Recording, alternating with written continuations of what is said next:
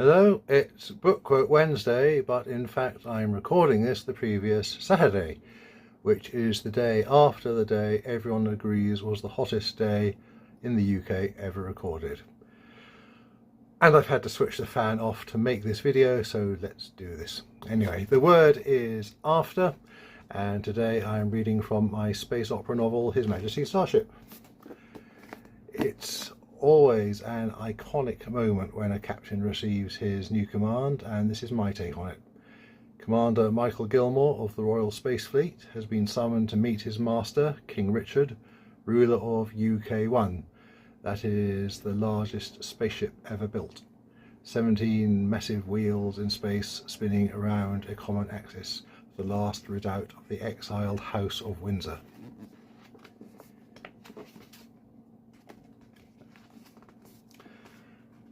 A slim man with a moustache was waiting for them in the V-room when tea was served.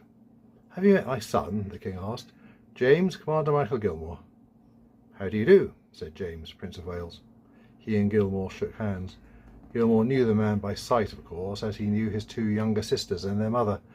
One princess was an actor, the other worked for a space company, not the RSF, and the Queen spent most of her time on Earth. None of them played a part in UK-1 affairs.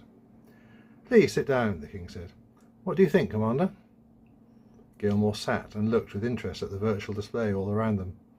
It was as though they sat at a point in the central axis of UK-1, and the great ship's walls and ceilings were transparent. They could look down at anything in the ship, anywhere. It was the closest thing the king could find to standing on a mountain and looking out over his kingdom. There were even people moving about in the corridors and plazas. "If you were to zoom in on this room," the king said, "you would find three simulacra there watching a similar scene. Of course, at that level the resolution begins to get fuzzy. Other than that, it's just made up. The people cycle through the same set of activities every 3 minutes. "Nice toy," Gilmore said. It was impressive, even if it was just a show. There was no flicker, no disjuncture between cycles. Beginning and end merged seamlessly into each other. It did annoy him slightly that the king felt he had to call attention to everything. If you're king, he thought, you shouldn't have anything to prove. A woman came in carrying a tea tray, and Gilmore was trying to place her. Not any of the senior politicians, not a member of the fleet. When it finally dawned on him that she was here purely to serve the tea. After that, he couldn't take his eyes off her. He couldn't believe that in somewhere like UK-1, where everyone paid their way, there were people whose sole function was to pour tea. "So, do you like my kingdom?" the king asked. He did lower himself to passing the cups himself once the servant had gone. They sat in chairs side by side and looked out at his realm. Prince James sat opposite them and drank silently, rarely taking his eyes off Gilmore. Gilmore wondered why the king seemed so anxious to get his approval. He was like a small child, constantly drawing attention to his new toy.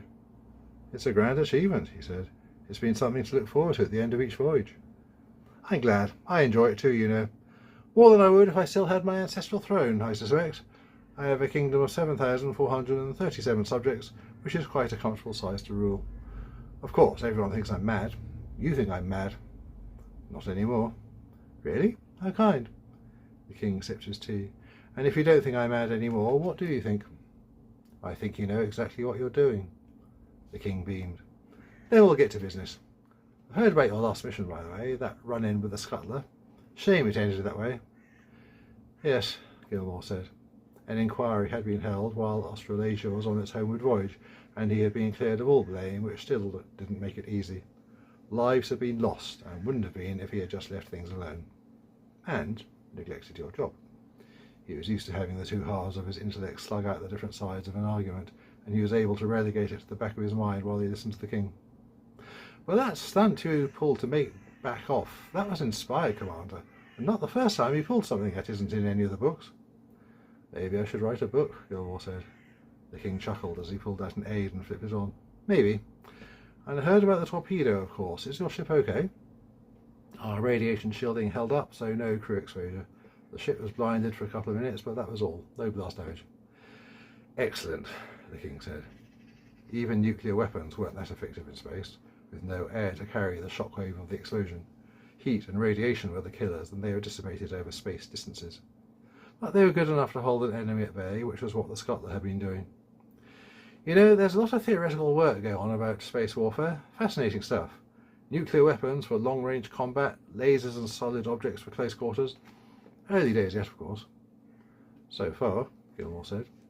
He couldn't help thinking that if even scuttlers now had access to weaponry, it was more than early days. The king changed the subject. Now, let's see. His eyes scanned the display as he spoke. You've commanded the Australasia for 3 years doing sweep duty. Prior to that, you were Chief Executive Officer on the Oceania, which was your first job in the Royal Space Fleet. My crews report that you run a happy ship and none of your crew members ever have any complaints about you. You've worked for the fleet for 7 years in all. Gilmore sipped his tea, saying nothing. Oceania was your first ship for us, the king said. Before that, you were with the Starwood Space Company on the Solar Sailor. The king still smiled, but the cheer had left his eyes. This wasn't quite an interrogation, Gilmore thought, but it was damn similar. Correct, he said mildly. You worked for them ever since graduating with the blue grade. Your cadet files rated you as excellent command material. I wouldn't know. Gilmore knew now where this conversation was going and mentally braced himself. Of course not. Confidential, aren't they? Well, take it from me. They did. The king, a major shareholder in Starwood, raised his cup and drained the last drops, then set it down and reached for the teapot. Why, he said as he refilled their cups, did said excellent command material only make it to junior exec in all those years at Starwood? And how did you manage to start your career with the fleet on a cargo ship and end on sweep patrol, rather than the other way around? I ought, Gilmore thought, to throw this tea at you and storm out, and you know it. I started as a junior officer on the lunar run from Earth, he said slowly. The king nodded encouragement. The usual thing was to start there, then graduate upwards to the more prestigious jobs like the Mars run. And why didn't you? Why, here it comes, Gilmore thought. Were you instead referred for psychological evaluation? You nearly had a breakdown, Commander. Gilmore set his cup down. It rattled in its saucer. Mind your own damn business, King. Breathing slowly and carefully, he stood up.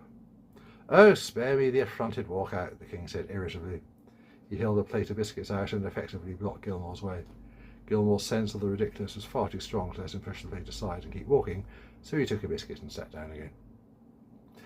I was pushing myself, he said. I was making myself be something I wasn't. I felt I should be one of the big guns, one of the hotshots. Instead, I was staring at the rapidly receding backs of my contemporaries and then my juniors as they all overtook me. I couldn't accept that. He took a bite from the biscuit. They had shown him how to live with the fact, and they'd showed him how to fight the spectre of failure that loved to hang around him, but that didn't make it less painful to talk about. Gilmore was pleasantly surprised with himself that he was able to do so now. And you joined the fleet, said the king. This is the version that Starwood psychologists threw at me, Gilmore said. The ships I started on weren't big. They are, he remembered the king's phrase, a comfortable size to rule. Sure, I got routine promotion, but I always ended up back where I was. So they recommended a transfer to the RSF. I could handle the fleet, I just can't handle anything bigger. On a Starwood scale of things, the king interrupted. He was beaming, perhaps at having his words repeated back to him. Working for a small operation like my fleet commander, you excel. You have clever ideas, like charging scuttlers on full flame. Don't say you don't know it. Perhaps, Gilmore said. He knew it, but had never really believed it. If he tried, he could remember the way things always seemed to fall into place, as they had when that last scuttler was detected, but he really did remember, and it didn't change how he felt. He was a good ship's captain by his current standards, but only fair by the standards of the big wide world, and by the standards with which he had set out into his adult life, he was a failure. If sweep duty is worth excelling at, he added. Prince James finally spoke. It's an essential contribution to our interests, Commander. He looked slightly shocked that anyone could think otherwise of sweep duty. Throwing people off rocks so we can mine 100% of them instead of 90. Oh yes, vital, Gilmore said. The king began to bristle before his father interrupted him. So with all that in mind, Commander, the king said, do you think you could handle the Ark Royal? At last. Gilmore had been wondering when that would come up. And since the king had researched him so thoroughly, he could no longer even joke that they had got the wrong Gilmore. They meant him. I've only heard rumours of her so far, he said. I have no way of knowing. Sensible answer, the king said. Diplomatic. That'll be useful on a diplomatic delegation. Gilmore breathed out. Another rumour confirmed, and he was the first to know. So you are going on the Rusty's delegation, he said. Well, of course I am, the king said. Wouldn't have built the Ark Royal for any other reason. James will be my delegate and you can be my captain. Can I ask why you're going, sir? Why? Same as everyone else. Can't afford not to. The king put his cup down, sat back and fixed Gilmore with his gaze. You're a lucky man, Commander, he said. You couldn't cut it in one system, so you managed to find another one, still doing what you want. Most people don't have that choice. They don't succeed, they're out. Unless you're king, Gilmore said. The king laughed. So you would have thought, he said. But I want to move on too. You see, here is my kingdom and I'm proud of it. It's not just an asteroid miner, it's the biggest ship yet built and 7,500 human beings are glad to call it home.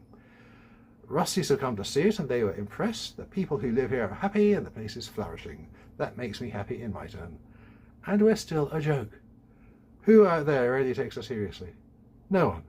My business rivals and partners respect me, but I'm still Mad King Richard to them.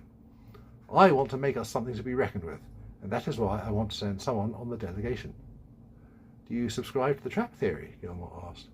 Few took the invitation completely at face value, and the most popular interpretation was that the whole thing was some elaborate trap set up by the aliens.